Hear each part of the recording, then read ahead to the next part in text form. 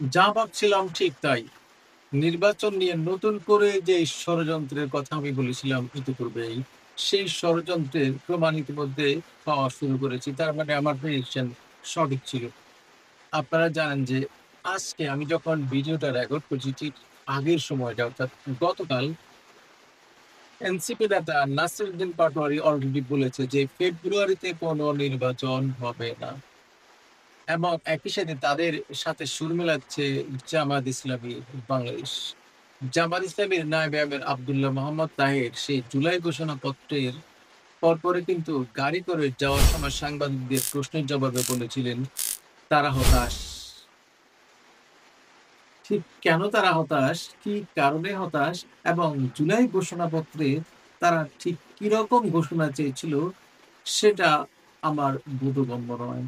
তো যাই হোক, ফিরে আসি ডারবিন নাসিরের কথায়। এই ডারবিন নাসির কি নির্বাচন কমিশনার? এই ডারবিন নাসির কি বড় কোনো দলের নেতা অথবা সেক্রেটারি, সাধারণ সম্পাদক, সভাপতি? তার দল এনসিপি কি এখনো পর্যন্ত নিবন্ধিত কোনো রাজনৈতিক দল? না দর্শক, কোনোটাই নয়। কিন্তু তারপরে সে নির্বাচন বন্ধের হুমকি দিচ্ছে, সে নির্দেশ দিচ্ছে তার বাপখানা এমন যে সে বললেই এদেশে কোনো নির্বাচন হবে না এবং সে চাইলে শুধুমাত্র হবে।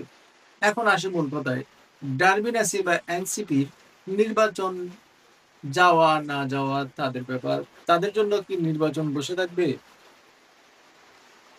তারা কি চায় যে দীর্ঘদিন ধরে তাদের যে এই যে মবের রাজত্ব, তাদের যে পান্ডামি, এটা বন্ধ হয়ে যাবে এবং ভবিতব্য বিষয় নিয়ে তার খুব হতাশ সে। এবং তার সাথে সুর মিলেছে সার্জিস আলম, নাহিদ ইসলামরা বলছে জুলাই ঘোষণাপত্রে ছাড় দিলেও এটা বাস্তবায়ন এবং অন্যান্য ইস্যুতে কিন্তু তারা ছাড় দেবে না।